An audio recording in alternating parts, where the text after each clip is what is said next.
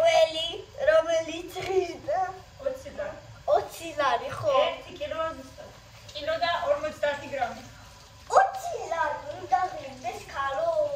არა ღირდეს, მაგრამ 10 ლარი უნდა ღირდეს. აჰა 15, მაგრამ 15 წვრილია. გავარდალია. მართალია ხალხობატონო შენ. აი, იყო ჩვენი ნაყიდი საჭმელი. ეხლა მეგობრებო. აი, პერმეტოთან მამას მაგასთან დავყავი. ოკეი. თითქოს არც დაიღალა სკოლაში. ეხმარება თითქოს თითო აკრებს ყვეცხებს. გავრეცხე და აკრებს თითო მოცივაში. და დაიღალე სკოლაში? არა. საერთოდ? შენი დახმარებით არა, მაგრამ სკოლაში კი. შენი დახმარება შენთვის. შენთვის რო გეხმარები ისე არა, მაგრამ სკოლაში კი.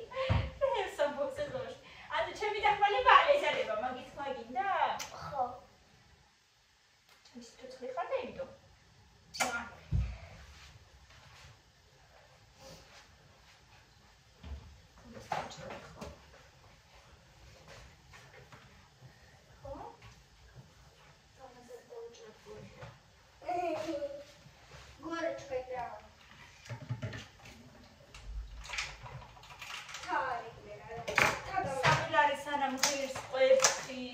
კლუბის წევრებისთვის მეგობრებო იყიდე.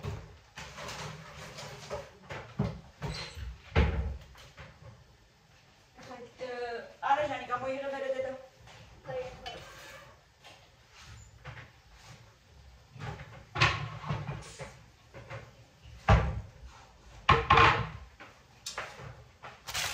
რომელი დააგებონა ერთად. რომელიც დააკაცნა. აი, ზუსტად ჩაჭია. მეც ეგრევე ჭამდი ბავშვობაში პულს სანამ მოდი, პარაჩკაში არა, მაგრამ ნახე როგორ ჩაირო. აი, პარაჩკაში ჩაეცია. დედიკო რომ დამდი და პულზე მეც ეგრევე ჭამდი სანამ სახლამდე მოვიდიოდი პულს. იცი.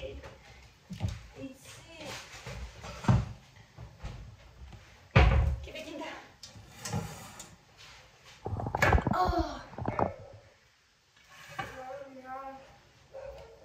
მაგეთ ონში წავიღოთ. ეხლა დებოა ჯერ არ შეხვიდე. დედიკო და ის. გამოიცვალე ქალბატონო. გავიგე. არა, ვერ დაჭრი შენ. ვერ დაჭრი დედა. აჰა, აბა ერთის სადე, მაგრამ ვერ დაჭრი. ნელა, ნუ აქნე ძალიან. ასე არა, აი გასავლა. ესე დაიჭრი, აი ესე დაიჭრი. აი. ნელა თითი. იასამა. დედიკა უბრალოდ. აი, ყველაფერი შემიძლია.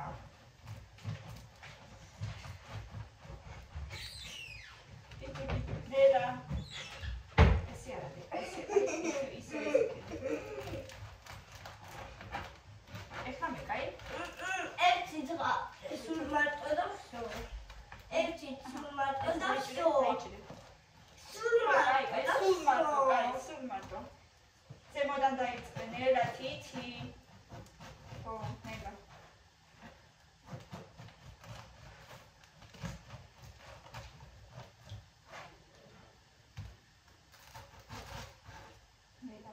მიდი. Тики-таки.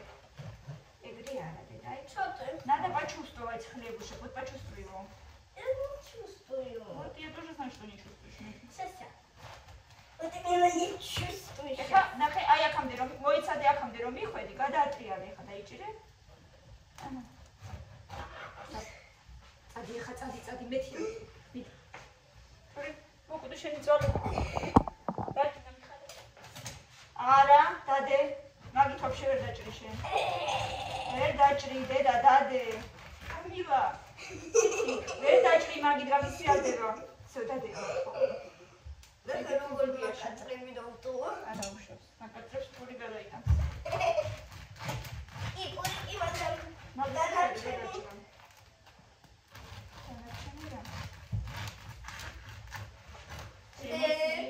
პუშკი ვაროჭერით. მაგრამ ამ როგორ შენი ამდენი ხანი წება ნათქვა მოდივარო.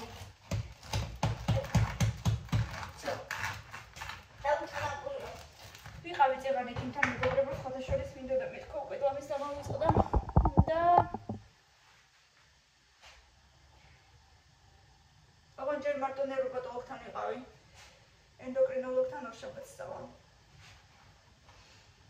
მინდოდა მეთქი ბარე მირაკლი მომედის და ერთად მოგიყვებით, მაგრამ მოსულია ამოვა ეხლა. ბარე მე ხა იმასაც მოვუყვები და თქვენს მოგიყვებით, ეხლა ამოვა და მოკლედ ჩემო კარგებო ირაკლი არ ჩანს. რაღაცა საქმიანობს მანქანაში ისე მოგიყვებით და მე იმასაც მოვუყვებით ცალკე. როგორ გიგვაქვს? ისე რა ეს ყელი უკვე ეგრე არ მტკივა ყელი. უბრალოდ რაღაცნაირად ცხვირიდან მომდის. ზაიკა რა თქმა ზაიკა. და მაინც ის ზაიკა მოამოჭერი იმ კარტონიდან. არაფერი. მოკლედ ვიყავი მეგობრებო ნევროპათოლოგთან და მითხრეს რომ პანიკური შეტევების მსგავსიო ესე მითხრა. მთლად ძალიან გართულებული არა გაქვს, მაგრამ ნუ ეგ არისო, რასაც მიყვებიო, ეგ სიმპტომები არისო და ძალიან გართულებული რაღა არის, ანუ ყოველდღე უნდა მემართებოდეს მაინც და მაინც, არ ვიცი. მოკლედ შეიძლება სხვადასხვა სტადიები არსებობს, არ ვიცი. მოკლედ გამომიწერა დამამშვიდებელი, დღის დამამშვიდებელი, დღეში 2-აბის, დილისაც საათზე და საღამოსკენ 5 საათზე. გამომიწერა კიდე ძილის წამალი, რომ 7-ად მეძინოს. Sweet Sleeps მე მგონი რაღაც ამერიკულიაო, ძალიან კარგიაო ამბობდა. არ ვიცი და ასევე მაგნიც ხო ჩავაბარე და მაგნიც ქვედა ზღვარზე მქონდა. და ეგეც გამომიწერა მაგნიუმის რომელიღაცა დასახელება ზუსტად არ მახსოვს ახლა. ხო და მითხრა რომ